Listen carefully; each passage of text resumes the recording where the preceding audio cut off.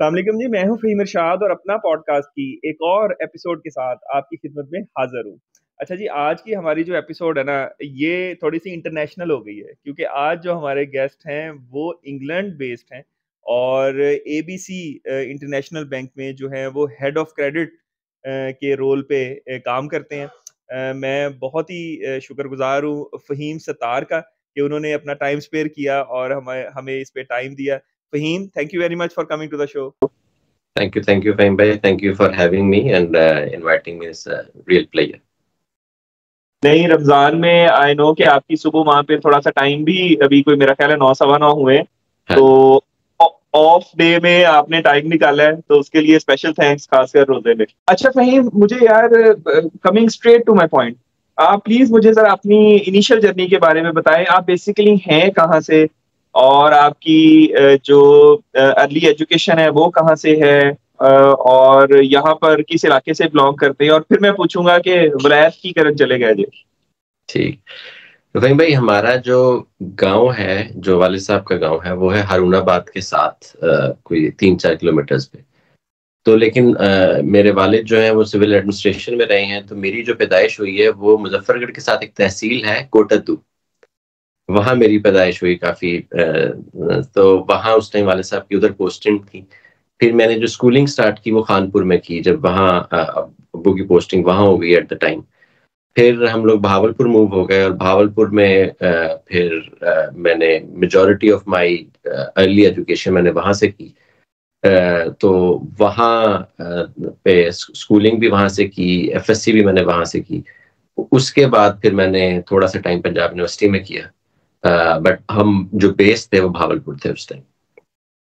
Okay, coat अद्दू में इतना चिट्टा मुंडा पैदा ही नहीं होता फहीम। वो बस कोई मैं सर्दियां में सीखा था शायद। बाद में इंग्लैंड में आके चिट्टा करता है, वैसे चिट्टा नहीं सी। अच्छा अच्छा, चले नहीं, कोट अद्दू में भी बहुत चिट्टे लोग पैदा होते हैं। ये ना हो कि मुझे लोग कोट अद्दू वाले लान तान करना शुरू कर दे, ये बस वैसे मेरे मजाक में बात की है। अच्छा, अपनी अर्ली एजुकेशन तो आपने बहावलपुर से की, तो फिर इंग्लैंड क्या करने गए आप, और इंग्लैंड ही क्यों गए, मुझे ये भी जानना है। अमेरिका क्यों नहीं गए? देखिए, हमारे लिए ना इंग्लैंड इसलिए कि पंजाब यूनिवर्सिटी में जब मैं था तो आई थॉट के मैं बनना चाहता था पाकिस्तान में जो मेजॉरिटी लोग हैं, जिस तरह डॉक्टर हो गए, इंजीनियर हो गए। तो मेरा था कि डॉक्टर, लेकिन इतना इंटेलिजेंट मैं था नहीं, किस्मत ने साथ नहीं दिया, कुछ मैंने खुद मेहनत नहीं की, तो वो नहीं बन पाया। तो फिर मैं जब इसमें आया तो मैंने कहा कि अच्छा बिजनेस मैनेजमेंट वाली साइड पे चलते हैं। तो वहाँ इंग्लैंड इसलिए मैंने किया कि एक तो पाकिस्तान से क्लोजेस्ट प्रॉक्सिमिटी है in terms of English speaking country. ठीक है, आपका ऑस्ट्रेलिया है, अमेरिका है, कनाडा है, यूके है। तो यूके आपकी 8 घंटे की डायरेक्ट फ्लाइट है। आपका ऑलरेडी नेटवर्क होता है इंग्लैंड में, क्योंकि यहाँ कम्युनिटी स्टेब्लिश्ड है। तो मेरे दोस्त पहले गए हुए थे, कुछ फैमिली से पहले थे लोग, नॉट दैट कि आप रिलाई करते हैं उन पे मेजरली, लेकिन एक आपको एक सपोर्ट नेटवर्क है। और क्वेश्चन होता है कि यार चलो वो भी है करनी मेहनत आपने अपनी होती है ऑब्वियसली। और फिर यहाँ की एजुकेशन भी डिसेंट एजुकेशन है। और इंग्लैंड में आपको एट दैट टाइम जब मैं आया था तो आपको अपॉर्चुनिटी मिलती है कि हम जैसे लोग जो 3 साल की एजुकेशन के, या जो घर से लेके नहीं आते, जो घर से थोड़े लेके आते हैं, उसके बाद हमने खुद करने होते हैं। तो वो इंग्लैंड में एट दैट टाइम और टू एन एक्सटेंट अब भी अपॉर्चुनिटी है कि स्टूडेंट जो है अगर मेहनत करे तो आप अपना सेल्फ सफिशिएंट हो सकते हो। एंड एट दैट टाइम वो आपको एक लीडिंग अप टू सेटलमेंट भी था। तो वो सारे फैक्टर्स इंक्लूडेड, तो वो किया कि इंग्लैंड एक बेटर ऑप्शन है। बाकी तो अल्लाह डिसाइड करने वाला, लेकिन उस टाइम ये थॉट प्रोसेस था। और ये कब की बात है, कब गए थे इंग्लैंड आप? मैं 2004 में गया था, तो 20 साल हो गए। 20 साल हो गए। अच्छा, और फिर आपने बीबीए किया वहां से? मैंने वहां से बीबीए किया, फिर एमबीए भी मैंने वहीं से किया। तो अच्छा, उसके बाद जॉब भी स्टार्ट। जॉब भी वहीं से स्टार्ट किया आपने? तो पहली जॉब क्या थी सही यहाँ पर? मैं पहली तो एक और जॉब थी। और जॉब तो आपकी स्टूडेंट के साथ होती है, वो तो आप कोई भी और जॉब रिटेल में कर लेते हैं, फूड इंडस्ट्री में कर लेते हैं। तो वो तो थी जो स्टूडेंट के साथ साथ चलती रही, जिसने मुझे इतना किया कि I was able to support myself and my education. उसके बाद जो पहली जॉब थी वो मेरी थी हबीब बैंक एजी ज्यूरिक में, प्राइवेट बैंकिंग में। मैं बैक ऑफिस में था, तो वहां से मैंने स्टार्ट किया। बाकी अल्लाह ने रास्ते बनाए। नहीं, पहली और जॉब क्या थी वैसे, चाहे स्टूडेंट दौर में भी थी, क्या किया था? मैं मैकडॉनल्ड्स में था। मैं मैकडॉनल्ड्स में था। अच्छा, मैंने मैकडॉनल्ड्स में भी काम किया और मैंने मार्क्स एंड स्पेंसर जहाँ क्लोथिंग ब्रांड है उसमें भी काम किया। तो मैकडॉनल्ड में कितने पैसे मिलते थे पर आवर? मैकडॉनल्ड्स में जब मैंने स्टार्ट किया था तो वो तो क्योंकि मेरी जहाँ थोड़ा सा वो था कि मेरी 22 साल से कम उम्र थी, तो उसका डिफरेंट रेट होता है, कम रेट देते हैं, जो मुझे आज तक समझ नहीं आई कि काम उतना ही लेते हैं लेकिन रेट कम लेते हैं। तो वो आवरली पे होती है, वो £4.25 उस टाइम थी पे पर आवर। तो और जो नॉर्मल उस टाइम था आवरली रेट, जो ये नेशनल रेट होता है कि नेशनल रेट जो है ना आपका वो होता है, उससे ऊपर वो पे नहीं करते। गवर्नमेंट ने रेट सेट कर दिया है आवरली, तो वो रेट है, तो वो पर आवर इतना था। पर आवर इतना था। अच्छा, और फिर जब अपनी ग्रेजुएशन और मास्टर्स के बाद आपने पहली जॉब की थी, वो बैंक ऑफ ज्यूरिक में, क्या कह रही हो? हबीब बैंक एजी ज्यूरिक में। अच्छा, तो उस पे क्या फिर आपको पहली सैलरी क्या मिली थी उसमें? वो उसमें आप स्टार्ट करते हैं, अब ग्रेजुएट्स का जो है वो थोड़ा ज्यादा हो गया है। उस टाइम 18-20 हजार पाउंड होता था कि जब आप स्टार्ट करते थे, कुछ को 20-25 भी मिल जाता था पर एनम। ये यहाँ जो सैलरी है ये पर एनम के हिसाब से, तो वहां से स्टार्ट करते हैं आप। जो आप जहाँ ग्रेजुएट जो अब जो आज के ग्रेजुएट है उसकी सैलरी तकरीबन 28 से 35 हजार है, क्योंकि मार्केट चेंज हो गई। लेकिन उस टाइम जो वो था वो 18 से 25 हजार के दरमियान स्टार्ट होती थी। आजकल जो है वो 2,500-3 हजार स्टार्टर्स को मिलता है। नहीं, आपका अगर 18 तकरीबन 2,000, हाँ जी 2,000, 2 से 2,500 मिल जाता है। 2 से 2,500। हम्म। तो अभी आपका क्या रोल है? आप हेड ऑफ क्रेडिट्स हैं एबीसी इंटरनेशनल बैंक में। यहाँ पर मोटा मोटा सा रोल बस मुझे बताएं, यहाँ पर आप क्या देख रहे हैं? मैं सेंट्रलाइज हमारा क्रेडिट है डिपार्टमेंट, क्योंकि हमारी सब्सिडीज लंदन में भी हम बेस्ड हैं, हम पूरे यूरोप में बेस्ड हैं, फ्रैंकफर्ट, मिलान में, पेरिस में, टर्की में। तो वो उनका जो सारा क्रेडिट है वो हमारे पास आता है और मेरा डिपार्टमेंट देखता है उसको। क्रेडिट एडमिन भी हम लोग ही देखते हैं, मेरे ही उसमें आता है। और फिर वो कमेटीज में चला जाता है, कमेटी का मेंबर हूँ मैं क्रेडिट कमेटीज का। तो वो सारा जो सेंट्रलाइज क्रेडिट की जो अप्रूवल ओवरसाइट है वो सारी वो इधर से ही आती है, मेरे डिपार्टमेंट के थ्रू। तो फिर भाई कब आप फिर पाकिस्तान वापस भी आ गए थे ना, आई गेस? कब? हाँ जी, मैं तकरीबन 2013 में पाकिस्तान आया था। वो मैं जो जिंदगी के डिसीजन दिमाग से नहीं लेता, दिल से ले लेता हूँ कभी कभी। तो वो मेरे वालिद साहब इधर थे, तो मेरी जो वालदा थी वो she passed away when I was 6, 1990। तो वालिद साहब इधर थे, तो वालिद साहब उस टाइम भावलपुर में होते थे।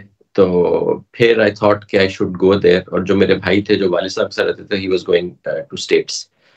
तो आई थॉट के नहीं, मैं और मुझे जाना चाहिए, और then I moved to Pakistan. और यहाँ पर आपने फिर एक यूनिवर्सिटी में पढ़ाया था पहले? हाँ जी, शुरू में मैंने एकेडेमिया में किया, इस्लामी यूनिवर्सिटी। तो वो गवर्नमेंट जॉब थी, असिस्टेंट प्रोफेसर थी की जॉब थी। तो वो भी जब वो मैंने छोड़ी तो लोगों ने कहा सरकारी जॉब छोड़ रहे हो, 19वें ग्रेड की जॉब। बट वो भी, उसके भी डिफरेंट रीजन थे, लेकिन वो गवर्नमेंट जॉब की। लेकिन उसमें मेरा बहुत अच्छा टाइम गुजरा उधर। मेरा आई थिंक जो बहुत क्वालिटी का टाइम गुजरा, बहुत मेहनत भी की। आई थिंक टीचिंग में बहुत आपको एक सेटिस्फेक्शन मिलती है। मेरा ये बिलीव है कि अगर आप टीचिंग करते हैं और अगर एक बंदे की भी लाइफ आपकी वजह से इन्फ्लुएंस हो जाती है ना पॉजिटिवली, तो आप एक चेंज अपने आपको एक बहुत सेटिस्फेक्शन फील होती है। तो वो की। लेकिन आई थिंक माई टीचिंग में मेरा अकम्पलिशमेंट तो मुझे बहुत फील होती थी, लेकिन आई थिंक वो था ना कि शायद मैं कॉर्पोरेट में ही था, तो वो कॉर्पोरेट में वापस आना चाहता था। तो वो फिर डिसीजन दोबारा। टीचिंग कितने साल की थी? जी, टीचिंग कितने साल की थी? टीचिंग मैंने की है 2 साल की है टीचिंग। अच्छा, फिर वो छोड़कर आप दोबारा से कॉर्पोरेट में आ गए? हाँ जी, और वो भी इस तरह ड्राइव ये थी कि जब मैं पाकिस्तान आया था तो वालिद साहब बहावलपुर थे, तो बहावलपुर बुजुर्गों का होता है कि वो अभी उस जगह थे, ठीक है, तो he didn't want to move elsewhere. तो फिर जब मैं आया तो देन ही उन्होंने कहा कि ठीक है, if you want to move I will move with you. तो वो फिर यूके में, सॉरी इधर लाहौर में हम आ गए, तो he was okay with that. अगर वो पहले ओके होते तो शायद मैं सीधा ही कॉर्पोरेट में चले जाता। तो वो फिर लाहौर में आ गया, टेलीनॉर में। और टेलीनॉर में भी आप क्रेडिट में ही कुछ थे, यहाँ पर हेड क्रेडिट ऑफ पॉलिसी में था। और टेलीनॉर का एक्सपीरियंस कैसा था, क्योंकि वहां पर मेरी आपसे मुलाकात हुई थी ना टेलीनॉर में, तो टेलीनॉर कितना अर्सा गुजारा और टेलीनॉर का एक्सपीरियंस कैसा रहा, और इस पे थोड़ा सा बताएं मुझे। Telenor was just over year, लेकिन बड़ा अच्छा एक्सपीरियंस था। एक तो कंपनी बहुत अच्छी थी, company in both accounts, company as a corporate company, और हम लोगों की कंपनी का अच्छा एक ग्रुप बन गया। मेंटरशिप बहुत अच्छी थी। तारिक अनवर साहब, नुमान साहब, दे वर वेटरन्स ऑफ द बैंक, ठीक है, और बहुत कुछ सीखने को मिलता था। और तारिक अनवर साहब से वो उनसे आप बात करें तो आपको सीखने को मिलता था। ये वो उनको कुछ आपको बताने की जरूरत नहीं होती थी, वो आप नॉर्मल कॉन्वर्सेशन भी कर रहे होते थे तो आपको उनसे सीखने को मिलता था। नुमान साहब had a wealth of experience, तो वो उनसे वो बड़ा अच्छा एक्सपीरियंस था। और I think Telenor itself was very well run. जहां हम बैठते थे वो बड़ा प्रोफेशनल एनवायरनमेंट था और बहुत एक अच्छा मुझे लगा। और क्योंकि recently took over by Telenor Norway, तो उसमें आपको वो कल्चर में वो फील आती थी, स्पेशली लाहौर में रीजनल ऑफिस में भी जाती थी, लेकिन जब वो कराची में जाते थे या कुछ मीटिंग में जाते थे तो यू गॉट दैट फीलिंग कि हाँ यार, दिस इज एन ऑर्गेनाइजेशन के you want to work for. नहीं, बिल्कुल ठीक है, मेरा भी टेलीनॉर का थोड़ा बहुत एक्सपीरियंस है ना, तो बहुत अच्छे दिन, बहुत प्रोफेशनल, और बात हुई तारिक साहब के साथ, और जितने भी नुमान साहब थे या जितने भी लोग थे बड़े प्रोफेशनली आपको बड़ा गाइड करते थे यार, और आप बड़े कंफर्टेबली उनसे बात कर लेते थे, और उनकी पर्सनैलिटी से आपको ना एक मैं क्या वर्ड यूज करूं, आपका दिल करता था उनकी रिस्पेक्ट करने को ना।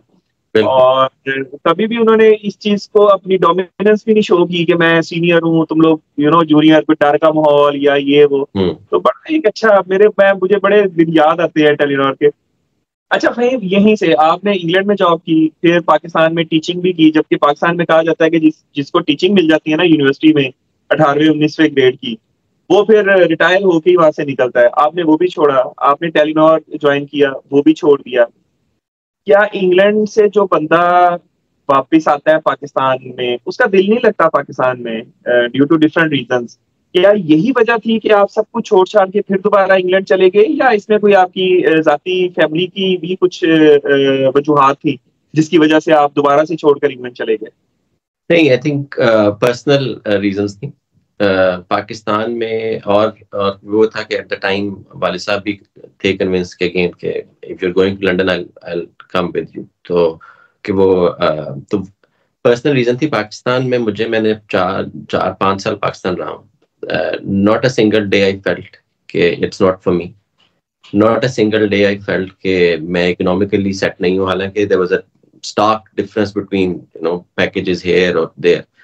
मुझे याद है मेरा जब इंटरव्यू था इस्लामिया यूनिवर्सिटी में, तो वाइस चांसलर, मेरा ऑनलाइन इंटरव्यू था, तो वाइस चांसलर ने पूछा कि आप की जो पे है versus what you getting there, we can't match और this is a huge difference. मैंने कहा सर वो मेरा मोटिवेशन ही नहीं है, पैसा मेरा मोटिवेशन नहीं है, मेरा मोटिवेशन कुछ और है पाकिस्तान आने का। तो पाकिस्तान में ना ही के हालात से कि जी हालात का फ्यूचर क्या होगा वो मैं नहीं उस पर सोचा, मेरे और रीजंस थे।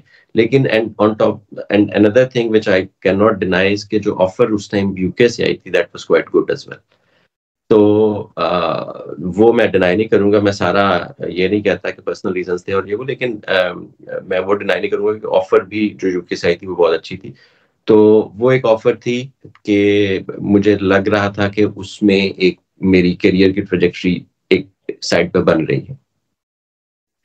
बल्कि इनफैक्ट मुझे अभी भी याद है जब मैंने तारिक साहब को बताया था, तो तारिक साहब ने कहा था कि यार ये देख लो तुम कंफर्टेबल हो कि जो ऑफर आई है कि ये ना हो कि साल के बाद। तो मैंने कहा था सर क्योंकि जो ऑफर आई थी और जो मैं जो जानता था, तो मैंने इनको कहा था कि क्या कैरियर ट्रेजेक्टरी, तो मेरी डिस्कशन एक हुई थी यहाँ यूके में। तो मैंने तारिक साहब को कहा था, सर ये आसान डिसीजन नहीं है लेकिन लिया है, और मुझे थोड़ी सी विजिबिलिटी है अपने कैरियर ट्रेजेक्टरी की, तो अल्लाह खैर करेगा, और अल्लाह ने करम किया।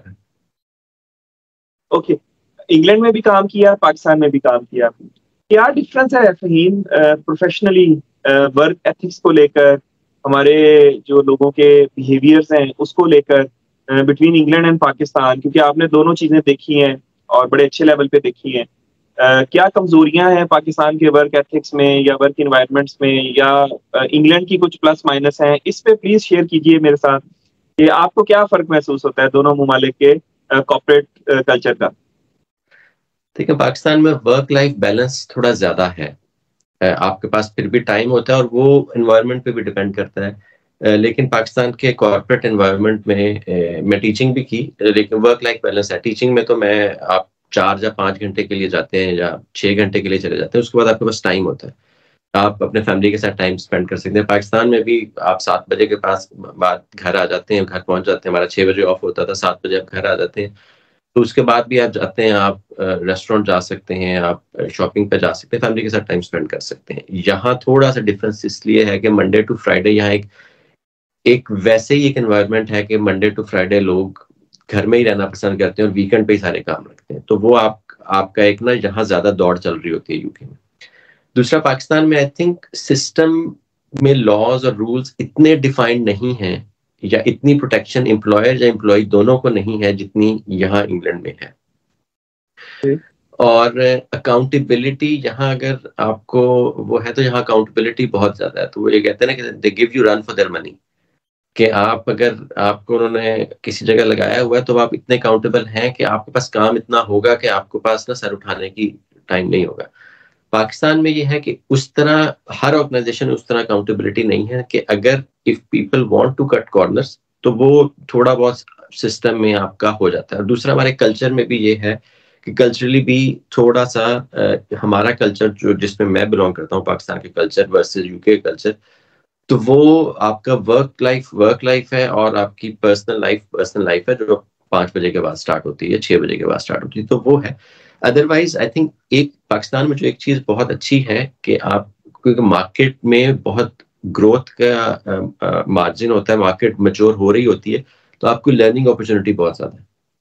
यहाँ एक मैच्योर मार्केट है, तो आप आते हैं एक सेटल्ड सिस्टम में आते हैं, तो आपकी जो लर्निंग अपॉर्चुनिटी है वो इतनी ज्यादा नहीं होती, क्योंकि ऑलरेडी मार्केट जो मैच्योर है। पाकिस्तान में आप बैंकिंग में देख लें, आप 100 किस्म की डिफरेंट कंपनियों से डील कर रहे होते हैं, ठीक है। वो कंपनियां इवॉल्व हो रही होती हैं, ठीक है, और वो आप उनका वो जर्नी देखते हैं, तो आपको खुद एक आपको वो आता है, बहुत ज्यादा एक्सपीरियंस आता है आपको, आप you gain that knowledge through working through with those companies.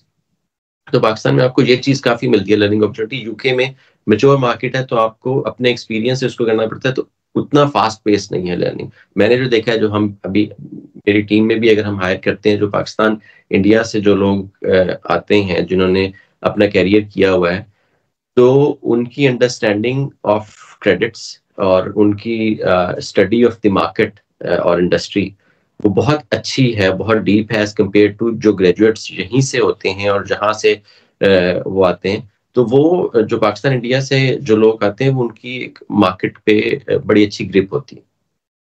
Okay, ये वैसे मुझे थोड़ा सा हमारा जो एक ख्याल है वो शायद ये है कि जो यहाँ से लोग जाते हैं उनका एक्सपोजर शायद उतना अच्छा नहीं होता जितना इंग्लैंड के ग्रेजुएट्स का है। तो आप कुछ और बात कर रहे हैं?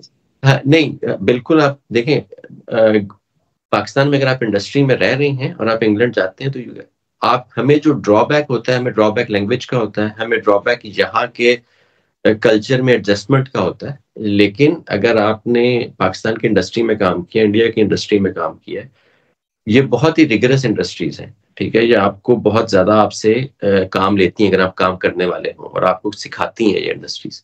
तो वो चीज जब आप वहां जाके अप्लाई करते हैं, तो वो आप काफी बेटर तरीके से वो कर सकते हैं। जो हमें फिर ड्रॉबैक आता है, हमने मैनेजमेंट का स्टाइल डिफरेंट होता है पाकिस्तान में as compared to this culture.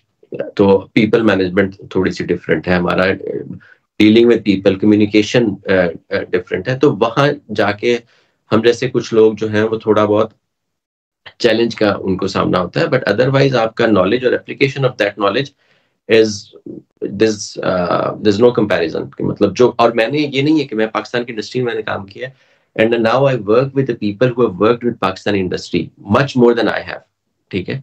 तो आई कैन सी के व्हाट डिफरेंस दे ब्रिंग।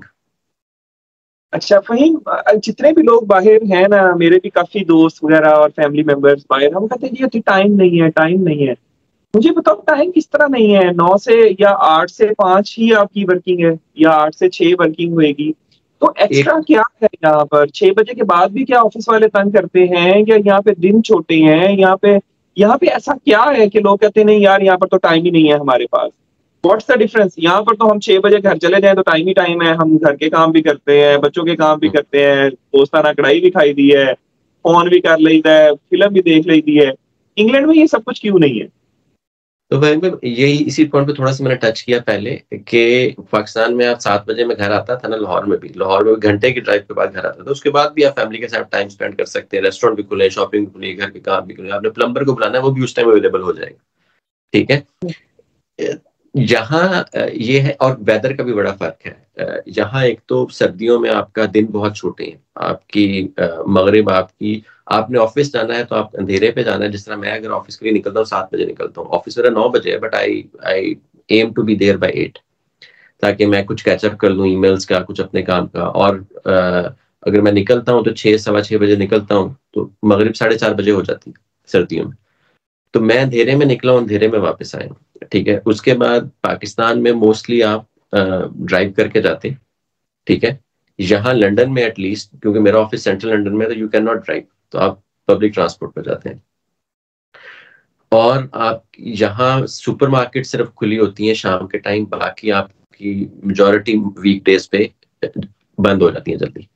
तो आप, और वो एक कल्चर ऐसा है कि मंडे टू फ्राइडे लोगों ने एक दूसरे को भी स्पेस देनी है कि भाई मंडे टू फ्राइडे है तो वर्किंग वीक है, तो आप अपना अपना करें, आपने किसी के घर नहीं जाना, आपने किसी को डिस्टर्ब नहीं करना, आपकी सारी रूटीन वीकेंड पे। पाकिस्तान में तो अगर आपने किसी के घर आना, अपने दोस्तों की कढ़ाई की बात की, तो फोन किया है कि यार चल कढ़ाई करने चलते हैं, या तो मंडे है ट्यूसडे है, कोई अटेंशन नहीं है, निकल तो जाना है, वो जिसको कहते हैं भाई ने कहा है तो कहा है भाई, करने का तो करने का।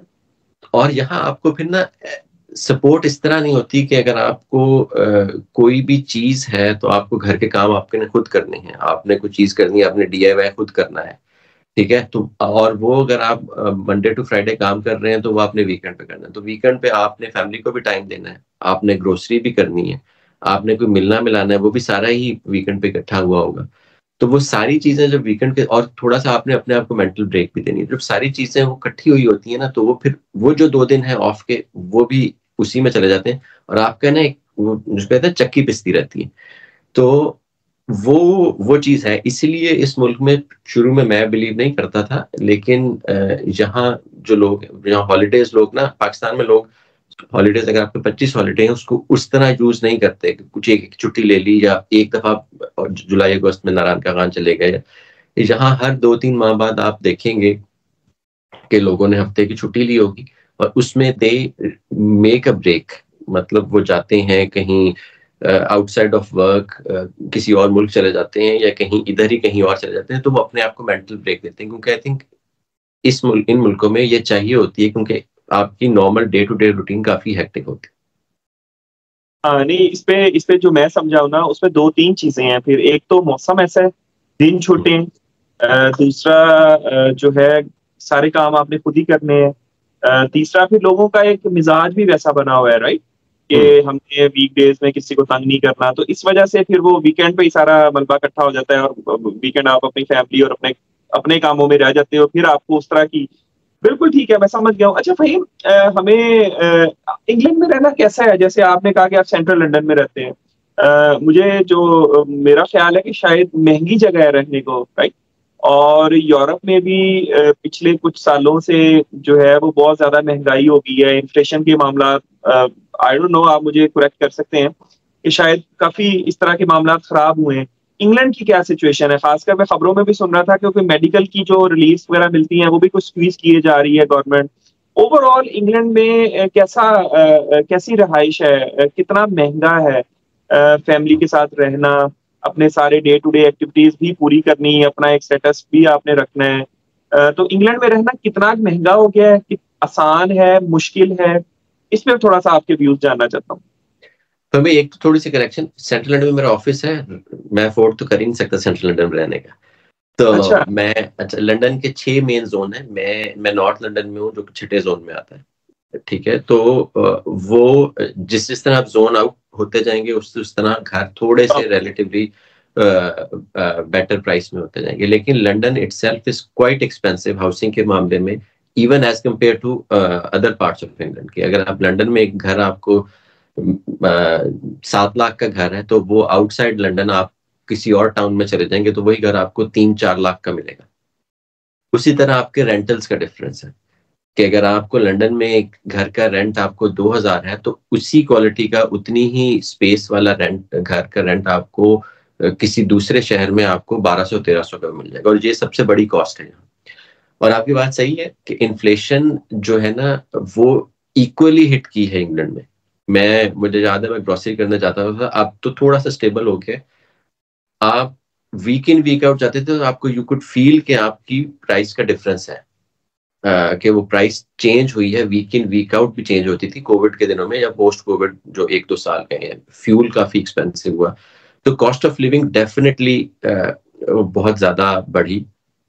और जो मेन चीज जो इंग्लैंड में लोगों को हिट की है, जहां जो इंटरेस्ट रेट था, जो बैंक ऑफ इंग्लैंड का बेस रेट था, वो क्रेडिट क्रंच के बाद बहुत नीचे आया, तो वो 0.5 0.250 बहुत लो पे गया। कोविड के बाद ये दोबारा अब ऊपर गया, तो अब जो बेस रेट है इटसेल्फ 5.25 है। ठीक है, जो 5.25 का बेस रेट जो पहले 0.25 0.50 तक था, तो आपका वही आप देखें कि कितना। और ये इसलिए यहाँ इंपॉर्टेंट है क्योंकि यहाँ जो घर है वो आप कैश पे नहीं लेते। यहाँ जो आपका घर है वो आप मोर्गेज पे लेते हैं। जब आप मोर्गेज पे घर लेंगे, अगर आपने किराए पे भी रहना है या आपका अपना भी घर है, तो जिसका भी घर है उसने वो मोर्गेज पे करनी है। तो वो जो इंटरेस्ट रेट है वो आपको जब बढ़ा होगा तो आपकी वो मोर्गेज कॉस्ट आपकी बढ़ेगी। उसकी वजह से आपका रेंटल भी बढ़ेगा अगर आपने रेंट देना है किसी को, और उसकी वजह से आपकी अपनी मोर्गेज की कॉस्ट भी बढ़ेगी। तो वो एक बड़ा मेन फैक्टर है इस मुल्क में, आपकी अर्निंग को ले जाता है, आपकी जो लिविंग है। इसीलिए काफी लोग जो आईटी इंडस्ट्री में हैं या कोई और हैं, तो वो लंदन से बाहर रहना पसंद करते हैं, क्योंकि आईटी फॉर एग्जांपल आईटी में आपको ऑफिस बेस्ड आप नहीं है। मैं ऑफिस बेस्ड हूँ, तो मेरा ऑफिस इधर है। अगर आपकी कोई ऐसी जॉब है कि जो आप ऑफिस बेस्ड नहीं है, तो आप तो कहीं भी रह लें। ठीक है, आप फिर उसमें यू कैन सेव मोर। लेकिन जो कॉस्ट ऑफ लिविंग अदरवाइज है वो तो सेम है कि आपकी ग्रोसरी की कॉस्ट, फ्यूल की कॉस्ट अक्रॉस यूके सेम होगी। लेकिन लिविंग कॉस्ट, जो हाउसिंग की कॉस्ट है, वो लंदन से वेरी करती है आउटसाइड ऑफ लंदन। यहाँ बच्चों की एजुकेशन फ्री है, state education until A levels, और हेल्थ फ्री है। लेकिन it is easier to say कि यहाँ हेल्थ फ्री है और स्टेट की एजुकेशन फ्री है, कि हम जब पाकिस्तान में बैठते होते हैं हम कहते हैं कि यार वहां जाएंगे वो सारा कुछ फ्री है, बट इसके अपने चैलेंजेस हैं। अब मैं अगर जिस एरिया में हूँ, मैं 3 या 4 स्टेट स्कूल हैं जो सर्टेन डायमीटर में है मेरे घर से, जहां मैं अपने बच्चे को एडमिट करवा सकता हूँ अगर मैं स्टेट स्कूल में करवाना है। देन आई हैव टू सी कि स्टेट स्कूल का माहौल क्या है। या मैं हेल्थ में, मेरी हेल्थ तो फ्री है, लेकिन नॉट नेसेसरीली कि it is the best of health system on a normal basis. मैं अगर पाकिस्तान में यह है कि अगर मैं अफोर्ड कर सकता हूँ तो मैं प्राइवेट हॉस्पिटल में, खुदा ना खास्ता कि मुझे जरूरत पड़ेगी, मैं प्राइवेट हॉस्पिटल चला जाऊंगा, तो वो मुझे टाइम भी बच जाएगा और मुझे वो सारा वो हो जाएगा। यहाँ अगर प्राइवेट तो बहुत एक्सपेंसिव है, अनलेस के इंश्योरेंस हो। इंश्योरेंस में भी आप एक्सीडेंट इमरजेंसी में इंश्योरेंस में नहीं जाते, आप सर्टेन अदर थिंग्स में आप इंश्योरेंस क्लेम करते हैं। आप एक्सीडेंट इमरजेंसी के सेक्शन में चले जाते हैं, आपको 6-6 घंटे का वेट है। ठीक है, what the health system is good at, which we have experienced ourselves, is कि जहाँ लाइफ और डेथ की सिचुएशन आ जाती है ना, जहाँ वैल्यू ऑफ लाइफ बहुत है इस कल्चर में, इस माशरे में, तो वहाँ you would see the depth of the system के आपको वो करता है। लोगों का डिफरेंट एक्सपीरियंस भी है, आई एम नॉट सेइंग कि लोगों के डिफरेंट एक्सपीरियंस नहीं है यूके के, बट मेरा पर्सनल एक्सपीरियंस ये है कि यस, एनएचएस जो यहाँ की हेल्थ अथॉरिटी है, दैट वाज वेरी गुड। तो आपके अपने अपने चैलेंजेस हैं, कॉस्ट ऑफ लिविंग के चैलेंजेस हैं, नो डाउट। इसका इक्वली उसी तरह है जिस तरह पाकिस्तान में है। थोड़ा सा यहाँ फायदा ये हो जाता है कि आपको अगर एक मजदूर भी है जो डेली की दिहाड़ी करता है, मैं आपको एक सादा सी एग्जांपल देता हूँ, और उसका आजकल रेट है 10 पाउंड घंटे का, ठीक है। तो वो 10 घंटे या 8 घंटे की दिहाड़ी करके आता है, तो वो उसका आपको 80 पाउंड मिल गया। उस 80 पाउंड में, और ये उसकी तो एक एक दिन की रोजी है ना, और उस 80 पाउंड में वो अपनी गाड़ी में पेट्रोल भी डलवा सकता है, आधी टैंकी पेट्रोल की भी डलवा सकता है, उसमें अपना घर का खाना भी, एक उस दिन का खाना भी ला सकता है अपने बच्चों का, ठीक है। और वो 4 चीजें और भी कर सकता है। पाकिस्तान में एक जो इक्विवेलेंट है जिसकी वो है, वो सारी चीजें नहीं कर सकता। पाकिस्तान में आपने एक तो गाड़ी में पेट्रोल डलवाना तो आपकी आधी तनख्वाह चली जाती है। तो वो चीजें वहाँ थोड़ा सा डिफरेंस है, बट यहाँ कॉस्ट ऑफ लिविंग भी उसी तरह ही बढ़ी है, और सिग्निफिकेंटली बढ़ी है पोस्ट कोविड। अच्छा, एक चीज आपने मिस कर दी है कि टैक्स रेट भी काफी ज्यादा है। आप खासकर जो व्हाइट कॉलर जॉब्स हैं, जैसे जैसे आपका पे स्केल बढ़ता है, अकॉर्डिंगली टैक्स का स्लैब भी एकदम से हिट कर जाता है, राइट? तो इंग्लैंड में टैक्स रेट्स वगैरह कितने हैं और कितना हिट होता है आप लोगों को? आपने अच्छा दुखती रख पे हाथ रखा है, और वाकई मैंने मिस कर दी थी कि आपका हाईएस्ट रेट 45% तक जाता है, सैलरी का 45% टैक्स रेट। मैक्स 45%, मैक्सिमम 45% है, लेकिन आपका 20% से स्टार्ट होता है, उसके आप ऊपर 45% तक जाता है। उसके अलावा आपने गाड़ी चलानी है, गाड़ी का रोड टैक्स है, आपने चीजें लेनी है, उसका वैट है, वैल्यू एडेड टैक्स 20% है। तो आपको मुख्तलिफ चीजों के उस ऑन टॉप ऑफ इट, के आपको जो सैलरी है उसके अलावा भी आपके मुख्तलिफ टैक्सेस हैं। तो वो बहुत ज्यादा इस मुल्क में, इसलिए जो लोग हैं जो जहाँ वो करके, एक एक्सपर्ट्स जो जहाँ के हैं, जिसको हम एक्सपर्ट्स कहते हैं, कि जो यहाँ से जाके गल्फ चले जाते हैं, क्योंकि एक टाइम पे जाके गल्फ में आपको टैक्स फ्री इनकम मिल जाती है। तो वो बहुत ज्यादा एक आपका फैक्टर है। पाकिस्तान में भी टैक्स नेट बढ़ा रहे हैं, लेकिन यहाँ बहुत ज्यादा टैक्स है, और स्कैंडिनेवियन कंट्रीज में, अब नॉर्वे उधर चले जाओ तो इससे भी ज्यादा है। इससे भी ज्यादा। आप सही कह रहे हैं, ये जो गल्फ में लोग जाते हैं, मेरा अपना कजन जो है वो इंग्लैंड में उसकी पैदाइश है और यहीं का वो सारा, वो भी तीन एक साल इधर दुबई रहकर गया है ना। तो वो भी यही कह रहे थे कि यहाँ पे बचत हो गई है थोड़ी सी, टैक्स नहीं है, तो ये वो सारा कुछ ना। अच्छा फहीम, टैक्स बहुत ज्यादा है जी, आपको मेडिकल के लिए वेट करना पड़ता है, सब कुछ ठीक है, बट आप हेड ऑफ क्रेडिट्स हैं, राइट? मैं भी छोटा सा हेड ऑफ क्रेडिट हूँ पाकिस्तान में, ठीक है, लेकिन हम दोनों की जो लिविंग स्टैंडर्ड्स हैं ओवरऑल, आपकी अब मैं इसमें बहुत कुछ गिनवा सकता हूँ कि ठीक है, आपकी लाइफ थोड़ा सा डे टू डे टफ होएगी, आपका टैक्स आप ज्यादा पे कर रहे होंगे, मेडिकल के लिए आपको शायद थोड़ा सा ज्यादा वेट करना पड़ रहा होगा, but apart from these things आपका स्टैंडर्ड ऑफ लिविंग बहुत बेहतर नहीं है एक आदमी से जो हेड ऑफ क्रेडिट पाकिस्तान में बैठा हुआ है। उसको जॉब सिक्योरिटी नहीं है, जॉब सिक्योरिटी तो खैर आपको भी नहीं होगी, हमें भी नहीं है, लाइफ सिक्योरिटी नहीं है, आपको और बहुत सारी आजादियां यहाँ पे नहीं है। महंगाई जिस तरह यहाँ पर हमें इफेक्ट करती है, जिस तरह आपने फ्यूल की बात की है, आपको भी करता है, बट हमें बहुत ज्यादा कर जाता है ना, राइट? तो क्या फर्क है हेड ऑफ क्रेडिट इंग्लैंड में और हेड ऑफ क्रेडिट पाकिस्तान की लिविंग स्टैंडर्ड्स में? आप इसको किस तरह कंपेयर करते हो, क्योंकि आपने यहाँ पर भी हेड की पोजीशन पे काम किया और वहां पर भी कर रहे हो, तो इस पे प्लीज थोड़ा सा। भाई देखिए, ये तो फर्क होगा डेवलपिंग मार्केट की में काम करने में वर्सेस डेवलप मार्केट में। डेवलप मार्केट में काम करने में आपको अपॉर्चुनिटीज, आपको अफोर्डेबिलिटी आपको आ जाती है, देयर इज नो डाउट। और आपका अगर आप पाकिस्तान की बेसिस पे कंपेयर करें पैसा, तो वो, लेकिन पाकिस्तान में इन्फ्लेशन बहुत ज्यादा है, यहाँ भी है, लेकिन आपकी अफोर्डेबल है। पाकिस्तान में यहाँ जो गाड़ी आपको 10,000 पाउंड में मिलती है, जो कि पाकिस्तान में कितना 30 लाख होनी चाहिए, वो पाकिस्तान में 2.5 करोड़ की आपको मिलेगी, 3 करोड़ की मिलेगी, ठीक है। अगर आप, क्योंकि पाकिस्तान में मुख्तलिफ किस्म के टैक्सेस, पाकिस्तान में अगर आप एक नॉर्मल नेस्ले का जूस पियेंगे या एक नॉर्मल जूस पियेंगे तो आपको कम है, अब आपका थोड़ा सा लग्जरी आइटम पे आ जाएंगे, उस पर टैक्स बहुत ज्यादा है।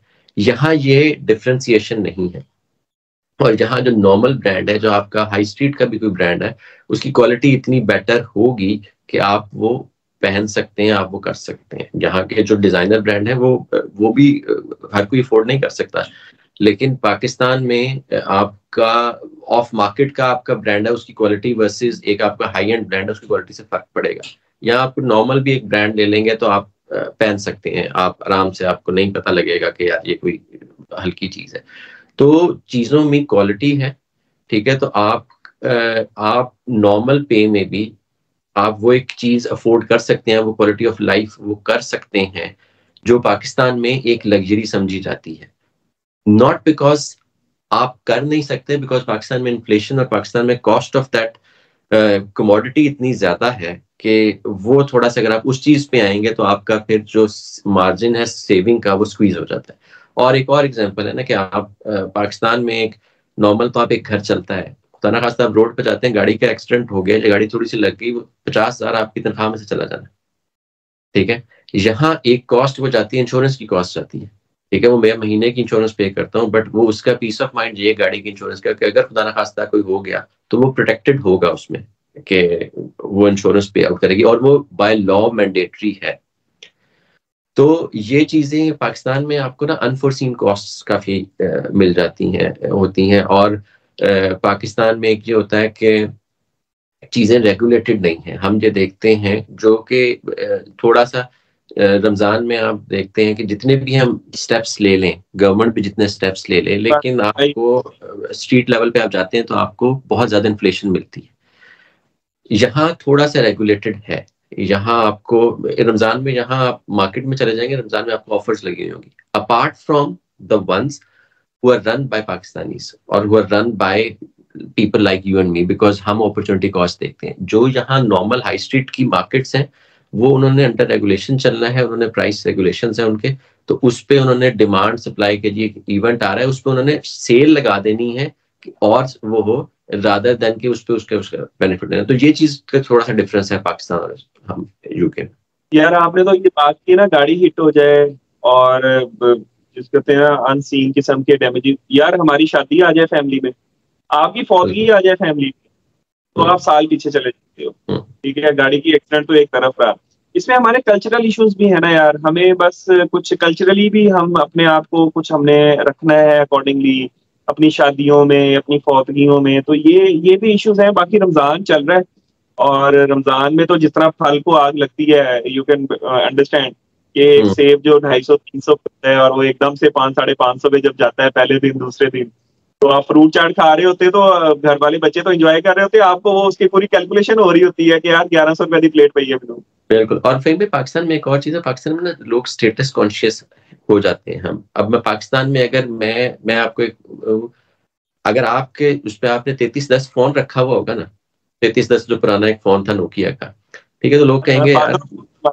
हाँ, तो पाकिस्तान में अगर किसी ने आईफोन रखा हुआ है तो वो आपको वो, यार ये तो वो है, और हाँ भैया आपने गाड़ी किसी ने कोई अच्छी रख ली है तो उसमें यह है कि हाँ यार इसका एक स्टेटस है। यहाँ आप देखेंगे हर किसी के पास वो चीजें एक नॉर्मल है, क्योंकि जो सोसाइटी आपको देती है, और आपको इस चीज पे जज नहीं किया जाता। एक चीज पे आपको जज नहीं किया जाता कि मैंने फोन कौन सा रखा है, मैंने गाड़ी कौन सी रखी है, ये मेरा घर किस जगह है। हाँ, एक सर्टेन लेवल पे आके आ जाता है, लेकिन लोग आपको जज नहीं करेंगे। तो फिर ये मेरी मजबूरी नहीं है कि मैंने अगर किसी एक ग्रुप ऑफ फ्रेंड्स के साथ जब मैंने एक जगह में वो होना है तो मेरे लिए ये चीज जरूरी है, मेरे लिए ये वाला ब्रांड जरूरी है, तो वो भी कुछ कंपल्शंस भी हो जाती हैं। आपने शादी की बात की, पाकिस्तान में शादी में बहुत ज्यादा खर्चा है, और जिस घर में शादी होती है उस घर में बहुत ज्यादा खर्चा है, ठीक है। और यहाँ ये चीजें नहीं है, यहाँ का कल्चर थोड़ा सा डिफरेंट है, जिसमें इसके ड्रॉबैक्स भी हैं, बट इसमें जो है कि एक बंदे को थोड़ा सा लीवे मिल जाता है कि आपको स्टेटस कॉन्शियस होकर आप नहीं चलते, आप कल्चर के स्टैंडर्ड्स के साथ चलते हैं।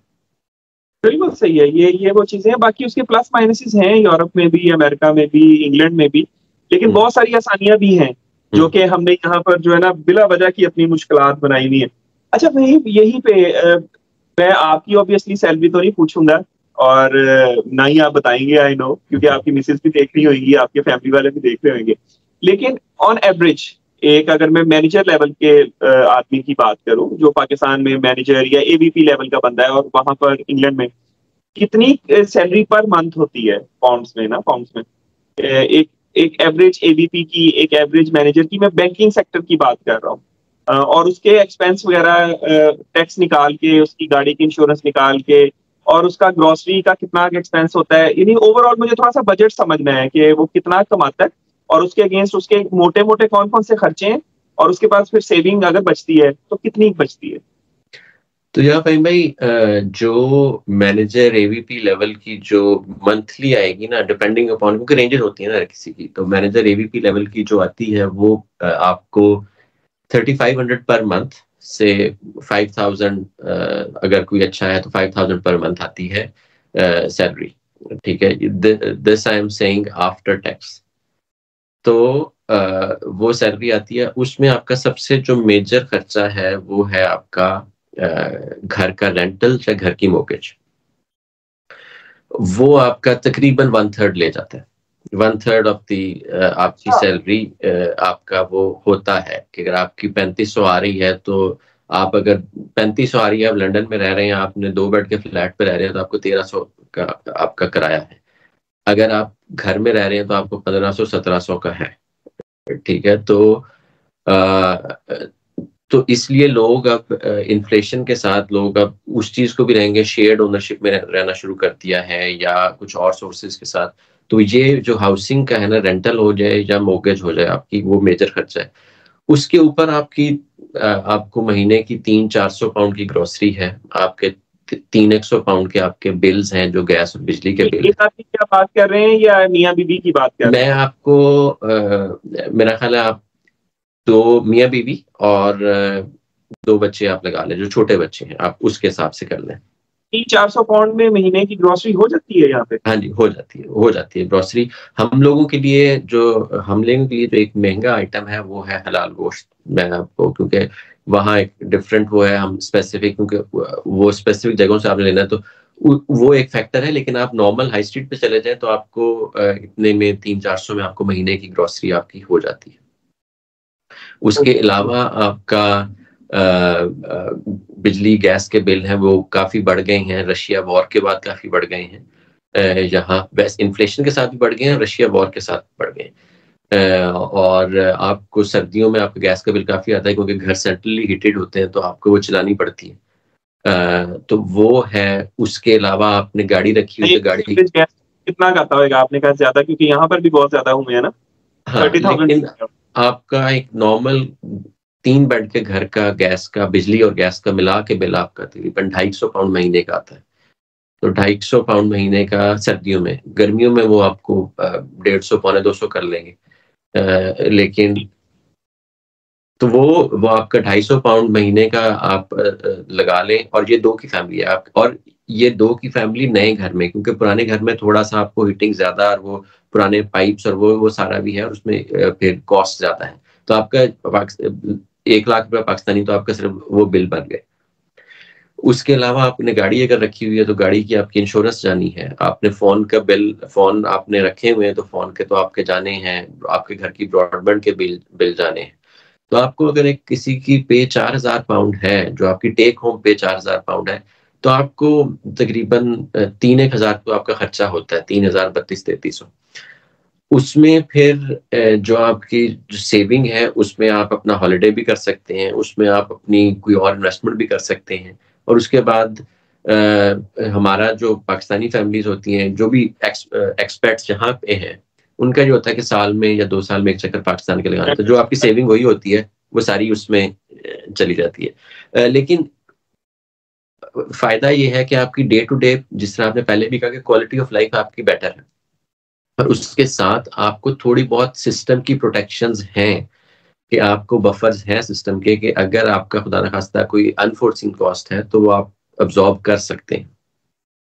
बिल्कुल सही है। नहीं, ऐसी है, इनकी मेहनत है, सेविंग कम है, बट जो आप रोजाना की मेहनत कर रहे हो वो आपकी रोजाना की लाइफ को उसने अच्छा मेंटेन किया हुआ है। ये अगर मैं इसको कंक्लूड करूं तो ये है ओवरऑल।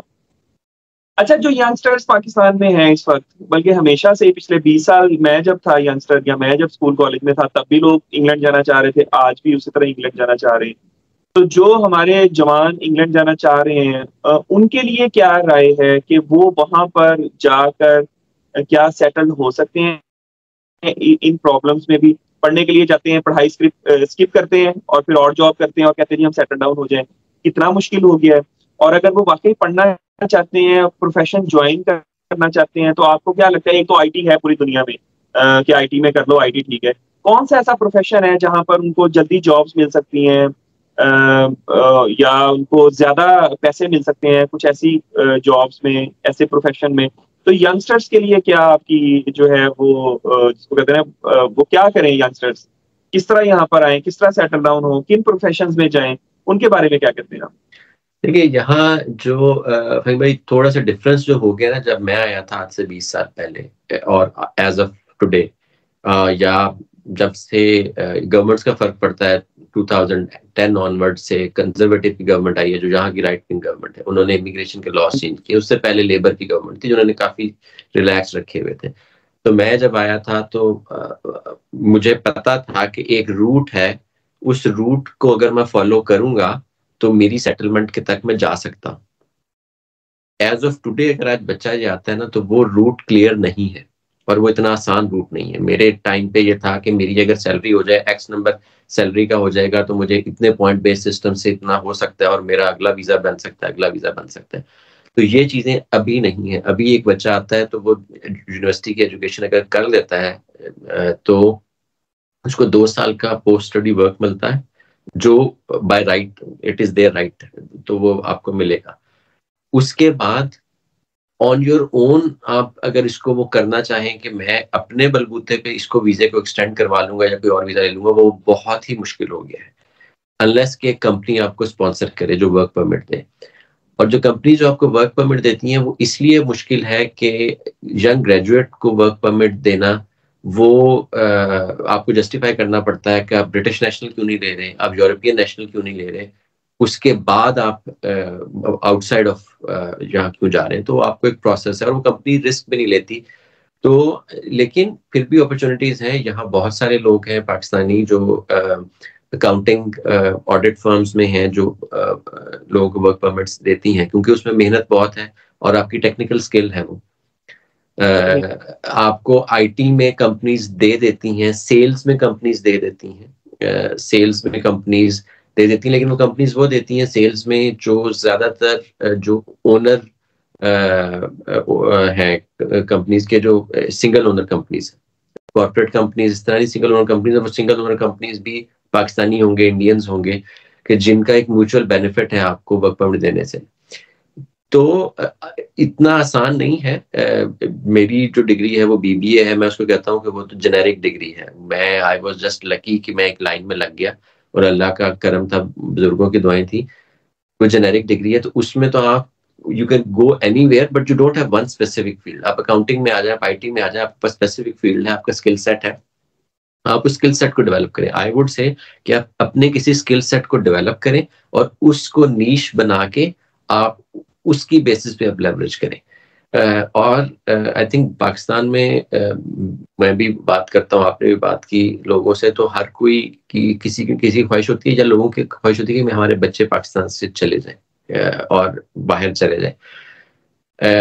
बिल्कुल, जहां आज मैं हूँ 20 साल की स्ट्रगल है, it didn't start that way, ठीक है। और यहाँ आके आपको अगर आपने आना है एज अ स्टूडेंट, तो फर्स्ट आई वुड से कि आप बैचलर्स में ना आए, आप मास्टर्स में आए, अनलेस कि आप पूरे 3 साल की फीस अफोर्ड कर सकते हैं घर से, क्योंकि आपने फीस खुद पे करनी। मोस्टली बच्चे यहाँ 80% 90% बच्चा आता है कि जो पहले सेमेस्टर की फीस लेके आता है, उसके बाद उसने खुद करनी होती है। हमारे मिडिल क्लास फैमिली में हम लोग नहीं, फॉरेक्स का इतना फर्क है।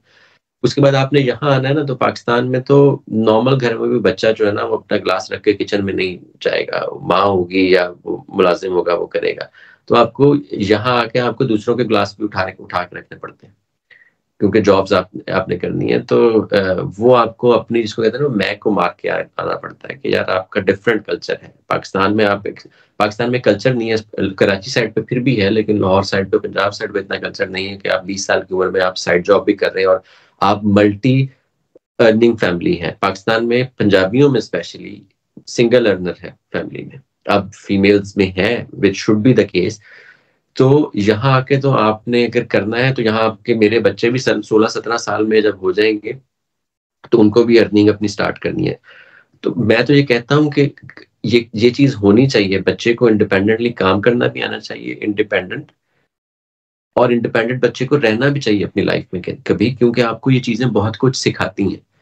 मैं आज बैंकिंग में कर रहा हूँ लेकिन मैंने हाथ से भी काम किया है, ठीक है। तो अब मुझे ये नहीं है कि खुदा ना खास्ता इफ पुश कम्स टू शव तो मैं वो हाथ वाला काम नहीं कर सकता, मैं लेबर वाला काम नहीं कर सकता।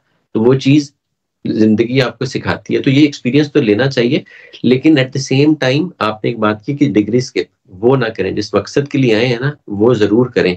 पैसा ना टेम्परेरी आपको आज या कल नजर आएगा, जो आपकी डिग्री है, जो आपकी एजुकेशन है, एजुकेशन जो आपकी अपब्रिंगिंग और वैल्यूज है ना, दे गो लॉन्ग वे। एंड मतलब मैं जब 2004 में आया था, आप बहुत सारे लोगों से मिलते हैं जो उसी स्टेज ऑफ लाइफ में थे, और बहुत सारों ने डिग्री स्किप की और बहुत सारों ने डिग्रीज की, और 20 साल के बाद देयर इज अ डिफरेंस।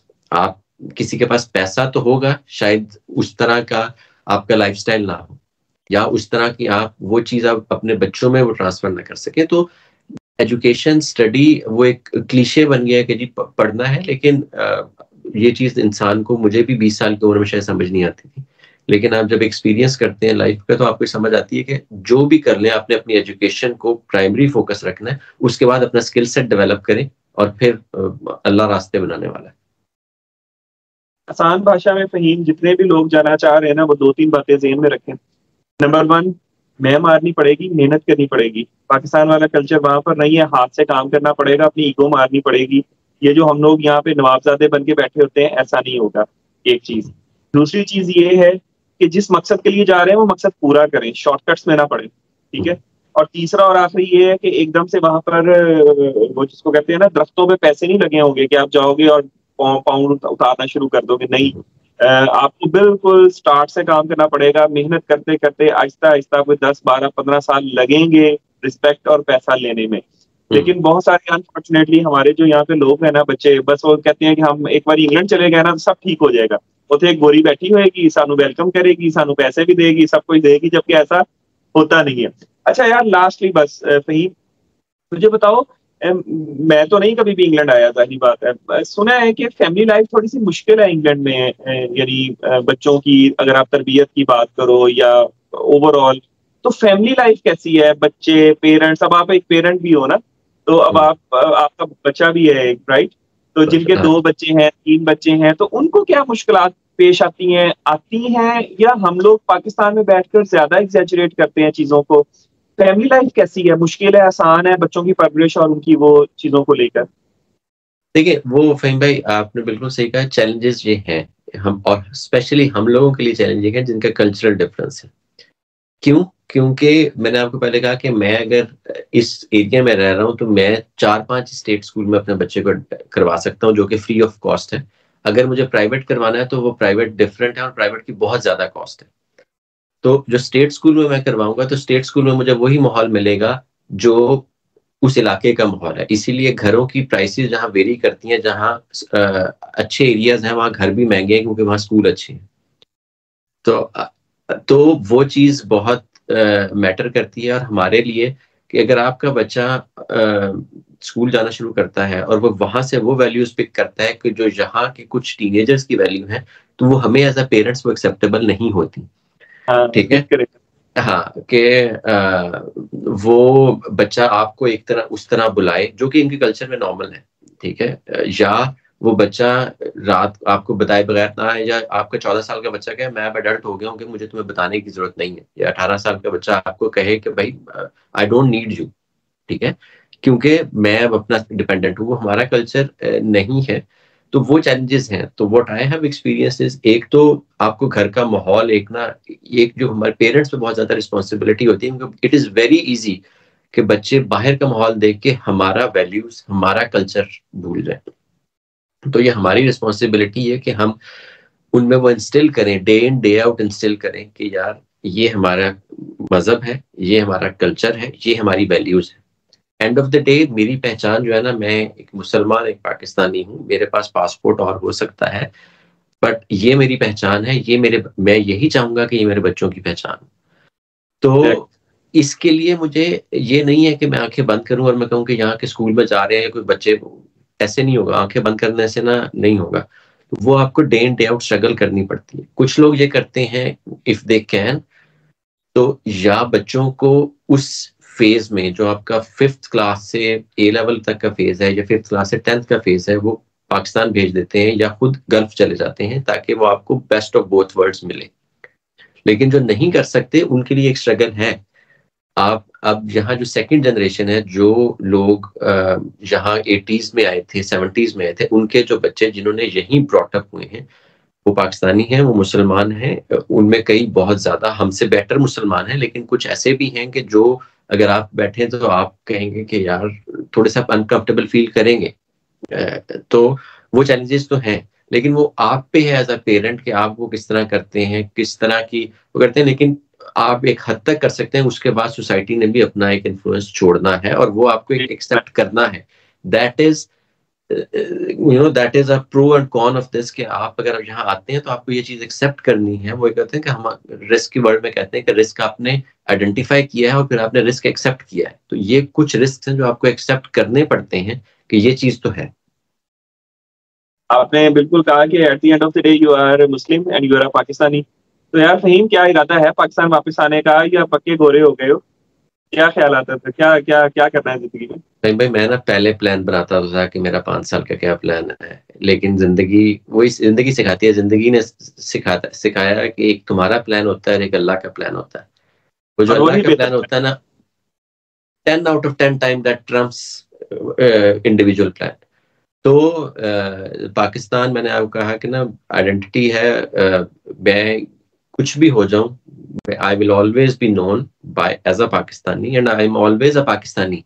ठीक है, तो I am proud of it. ठीक है, लेकिन जो फ्यूचर है वो कहाँ लेके जाता है, अगर अपॉर्चुनिटी मिलती है, मैं जो पाकिस्तान में आता हूँ और मैं चाहूँ कि मैं एक टाइम स्पेंड करूँ पाकिस्तान में, तो मैं आपको बताया ना, मैं पाकिस्तान जब था भी, not for a single day I complained about finances कि यहाँ का माहौल कैसा है। तो वो for me at least, I can speak only for my self, तो वो तो है। और वो मैं अपना प्लान लॉन्ग टर्म नहीं मैं कह सकता कि क्या प्लान है, लेकिन ये नहीं है कि मैं बस मेरी लाइफ ही इधर है और मैंने रूल आउट कर दिया, पाकिस्तान पासपोर्ट फाड़ दिया।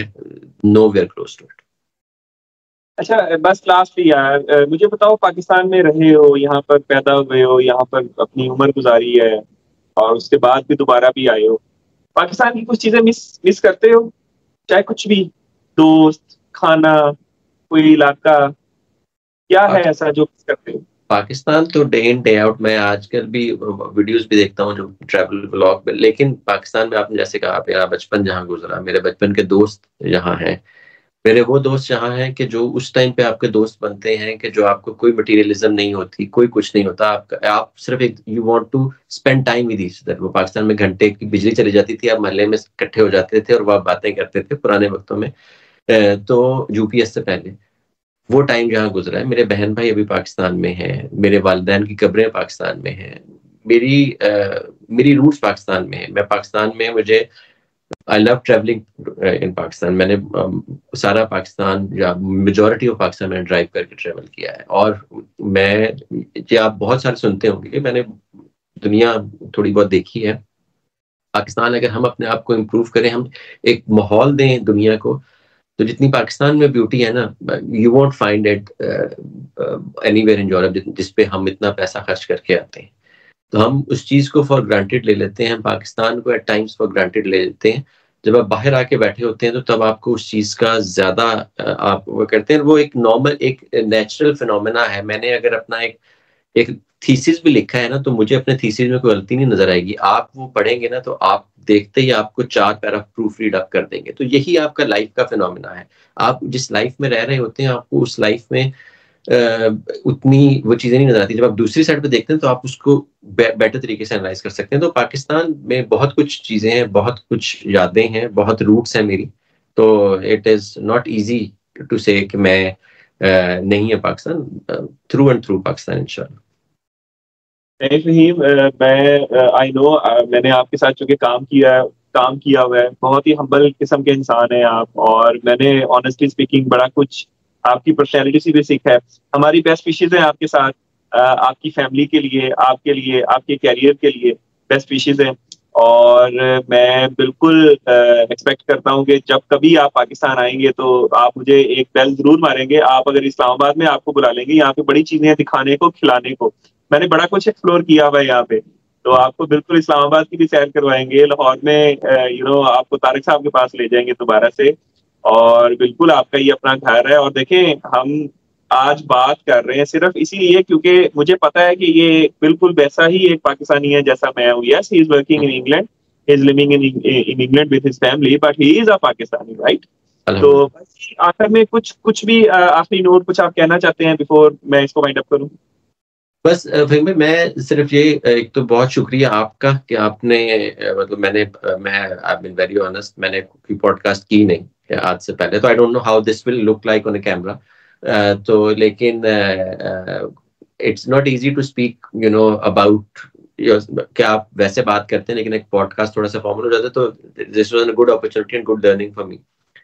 आप सबके साथ बड़ा अच्छा है। मुझे याद है मैं आपके शामिर वाले ऑफिस में आया था, तो वो समोसे आपने उस टाइम खिलाए थे, मैं और एक और कलीग आए थे, तो मुझे आई नो कि आप वैसे भी फूड के भी वो हैं। और इस्लामाबाद तो मैं जब आता हूँ तो आता हूँ क्योंकि my sister is there, my brother is in Lahore, my sister is in Islamabad, तो वो तो definitely.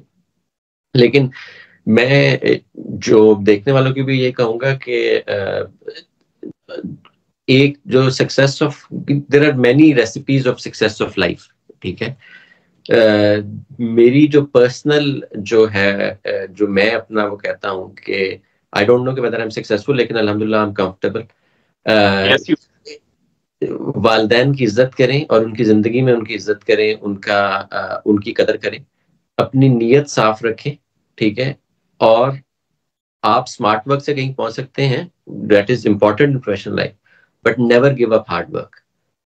Hard work always pays off, not singly, it has to be coupled with smart work, but आप अगर एक लाइन पे जो शॉर्टकट वाली बात है उस पे करेंगे तो आपको जिंदगी में इतना वो नहीं आएगा। तो what I would say is, आपकी नीयत साफ रखें, अपनी नीयत साफ रखें, अपने वालिदैन के साथ आप अपनी इज्जत करें कि उनकी दुआएं आपके साथ हों, और अपना हार्डवर्क ना छोड़े ना, तो अल्लाह बहुत सारे रास्ते बना देता है। बिल्कुल जी, बिल्कुल ठीक है। Thank you very much Fahim, thank you so very much once again कि रमजान में रोजे के साथ आप सुबह सुबह उठे और हमें टाइम दिया और बात की। मुझे बहुत ऑनेस्टली बहुत अच्छा लगा आपसे बात करना, और मैं इंशाल्लाह आगे भी आपको तंग करता रहूंगा। ये तो हमने जनरल आज बात की है, हम टेक्निकली क्रेडिट को लेकर बात कर सकते हैं, बैंकिंग को लेकर बात कर सकते हैं इन आवर अपकमिंग पॉडकास्ट। तो आपको गाहे बगाहे हम ज़हमत देते रहेंगे। नहीं, एनी टाइम भाई, एनीथिंग दैट, बहुत शुक्रिया। Thank you. ले जी, ये था फहीम सत्तार के साथ आज का एपिसोड। और आपने क्या करना है, आपने चैनल को करना है सब्सक्राइब और इस बेल बटन को भी दबाना है, ताकि जैसे ही वीडियो अपलोड हो आपको उसका आए नोटिफिकेशन, और आप हमारी वीडियोस जो हैं, पॉडकास्ट जो हैं, डिस्कशंस जो हैं, वो आप इंजॉय कर सकते हैं। बस जी, नेक्स्ट पॉडकास्ट की एपिसोड तक मुझे दें इजाज़त, और आप अपना रखिएगा बहुत ज़्यादा ख्याल। अल्लाह हाफिज़।